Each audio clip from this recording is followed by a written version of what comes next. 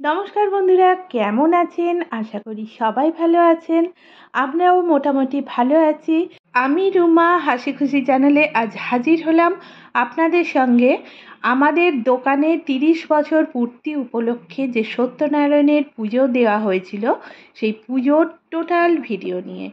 সত্যনারায়ণ পুজোর নিয়ম কানুন রীতিনীতি সমস্ত কিছুই এই ভিডিওতে আমি দেখাবো, তো সঙ্গে থাকুন।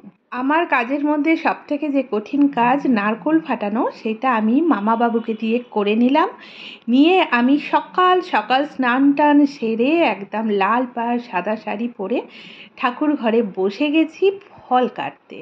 তবে বন্ধুরা জানেন, আজকে আমাদের এই সত্যনারায়ণ পুজো কিন্তু ঠাকুর ঘরে অনুষ্ঠিত হবে না, অনুষ্ঠিত হবে আমাদের দোকানের নতুন গোলাতে। হ্যাঁ বন্ধুরা, আমার ফল কাটা হয়ে গেল, নারকোল কোড়া হয়ে গেছে, নারকোল কাটাও হয়ে গেছে, দুধও নিয়ে নিয়েছি, গঙ্গা জল, ভোজ্যর সবজি নিয়েছি, বাকি সব জিনিসপত্র ওই গোলাতেই আছে। এরপর সব কিছু বয়ে নিয়ে আমি চলে এলাম আমাদের দোকানের নতুন গোলায়। হ্যাঁ বন্ধুরা দেখুন, আমাদের দোকানের 30 বছর পূর্তি উপলক্ষে যে অনুষ্ঠান করা হচ্ছে তার প্রথম এবং প্রধান অঙ্গ ছিল এই সত্যনারায়ণ পূজা, যেটা আজ অনুষ্ঠিত হচ্ছে। এই ঘরটার মধ্যেই সমস্ত কিছু অ্যারেঞ্জ করা হয়েছে। দেখুন, ঠাকুর মহাশয় চলেও এসেছেন এবং সত্যনারায়ণের বেদি সাজানো চলছে।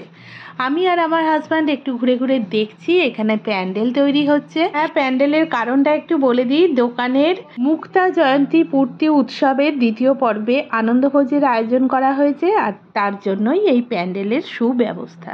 দেখবেন বন্ধুরা, এই দেখুন আমি একটা ছোট্ট বাগান করেছি, শাক চাষ করেছি। দেখুন বন্ধুরা, প্যান্ডেল তৈরি একদম জোর কদমে চলছে। চলুন পুজোর দিকে যাই।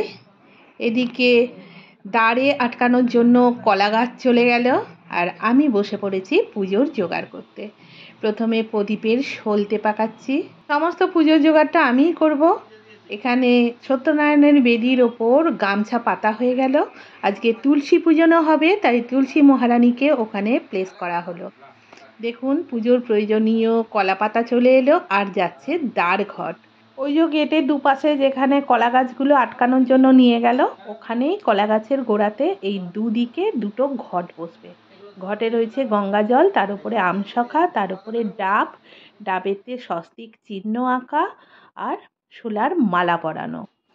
এরপর সত্যনারায়ণের বেদি তীরকাঠি ধ্বজা দিয়ে সুন্দর করে ঘেরা রয়েছে, আর তার ওপরে সুতো দিয়ে পুরো বাউন্ডারি করে দেওয়া হয়ে গেল। এরপর চলছে মোকাম সাজানো, আর এই দিকে চলছে ওই পূজার রুম, তার গেটটা ফুলের মালা দিয়ে সাজানো। একটা সুন্দর পবিত্র মহল, খুব ভালো লাগছে। বন্ধুরা তো সবাই জানেন আমার পুজো অর্চনার দিকে ভীষণ ঝোঁক, তাই সমস্ত জোগাড়জাত আমি নিজের হাতে করছি। ছোটবেলা থেকে দেখেছি মা কাকিমারা সব পুজো জোগাড়জাত করে, সেখান থেকে অনেক কিছু শিখেছি। এদিকে বেদির মধ্যে সত্যনারায়ণ দেবতাকে প্লেস করা হয়ে গেল, আর আমার হাতে দেখুন পদ্মফুল।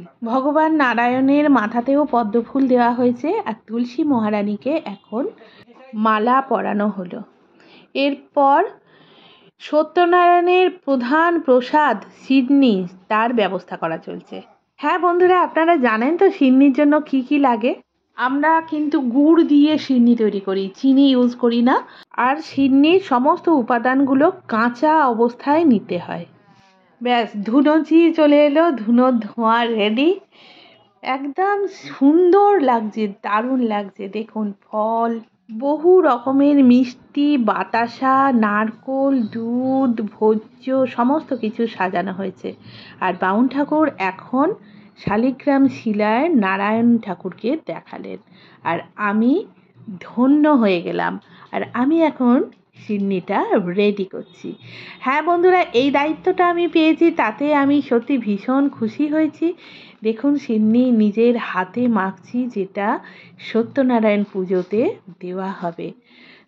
ভীষণ ভালো লাগছে। আর একটা কথা বলি, এই সিন্নি যখন মাখা হয় তখন যে মাখে, এখন তো আমি মাখছি, তাই আমার কথাই বলি, একদম কথা না বলে মাখতে হয়।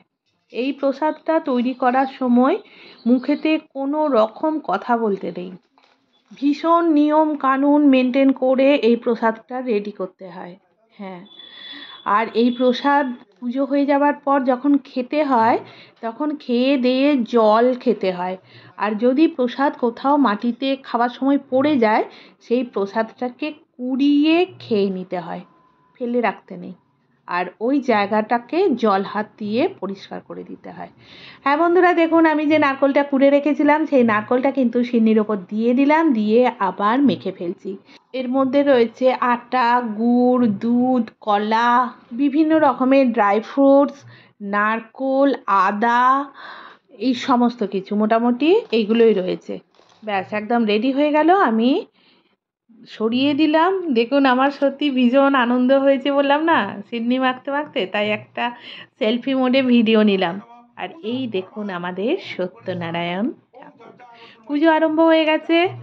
ফল প্রসাদ ওইটা 5 কলাই। এখানে আমি যে ফলগুলো কেটে এনেছিলাম, এই দেখুন বাতাসা, নারকোল, বাতাসাটাকে আবার কাঁচা সিন্নি বলা হয়, আর এটা তো পাকা সিন্নি। এখানে বিভিন্ন রকম মিষ্টি, দই, ওখানে ভোজ্য যে সবজিগুলো আনলাম সেগুলো দিয়ে সাজানো হয়েছে। বললাম বাকি জিনিস এখানে রাখা আছে। এরপর হচ্ছে আরতি। হ্যাঁ বন্ধুরা, দোকানে সত্যনারায়ণ পুজো হবে বলে আমি তো সকাল থেকে উপবাসে আছি। পুষ্পাঞ্জলি দেবো, সত্যনারায়ণের কথা শোনার পর পুষ্পাঞ্জলি দেবো, তারপরে আবার হোম হবে। মানে ভীষণ বড় করে পুজোটা করা হচ্ছে। আরতির তাত মাথায় নিয়ে নিলাম। এরপর ধূপ, চেলি, চামর দিয়ে আরতি কমপ্লিট হলো। এরপর পুরোহিত মশাই বসেছেন হোমে।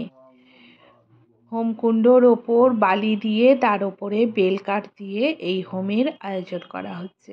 হোমের জন্যও অনেক কিছু নিয়ম আছে। আর হোমের জন্য যে প্রয়োজনীয় বেলপাতা, পঞ্চপল্লব, যোগীডম্বুর, দূর্বাত, ফুল, হোমের চেলি, কলা, মিষ্টি, দই, তারপর তুলসী পাতা, এগুলো যেগুলো লাগে সেগুলো সব আমি নিজের হাতে রেডি করে পুরোহিত মশাইকে ওই যে সাইডে রাখা আছে ওখানে ধরে দিয়েছি। হোমের ধোঁয়ার কাছে আবার সবাই বসতে পারে না, কিন্তু আমি বসে আছি, কেননা পুরো পুজোটা আমি নিজে বসে থেকে নিজের হাতে সমস্ত কিছু জোগাড় যন্ত্র করে যেহেতু করাচ্ছি, সেই জন্য আমি আর উঠিনি। একটু আধটু চোখ জ্বলছে, কিন্তু তাতে কিছু যায় আসে না। ওই একটু চোখগুলো একটু রগড়ে নিচ্ছি, আর কি করব করে, কিন্তু আমি বসেই আছি। ব্যাস তারপর হবে আমার পুষ্পাঞ্জলি। আর এই দেখুন হোম কমপ্লিট হয়ে গেল। হোমের আগুনকে শীতল করা চলছে, প্রথমে দই, তারপর দুধ, তারপর জল দিয়ে। এরপর হোমের ওই যে কাঠ রয়েছে ওখান থেকে আরও কিছু জিনিসপত্র নিয়ে এই যে হোমের তিলক প্রত্যেকের কপালে কপালে দিতে হয়। এরপর প্রসাদ বিতরণের পালা। সমস্ত পাড়া প্রতিবেশীদের বাড়ি বাড়ি এবং আসন্তি যাওন্তি এখানে রাস্তায় যে পাবলিক যাচ্ছে সবাইকেই প্রসাদ দেওয়া হচ্ছে। এরপর আমরা সবাই একসাথে প্রসাদ খেতে বসেছি। তো আজ এই পর্যন্তই। দেখা হচ্ছে খুব শিগগিরই নতুন এক ভিডিওর সাথে। ততক্ষণ খুব ভালো থাকবেন, হাসি খুশির সঙ্গে থাকবেন। আর সত্যনারায়ণ পুজো আজকে কীরকম লাগলো অবশ্যই কমেন্ট করবেন। টাটা।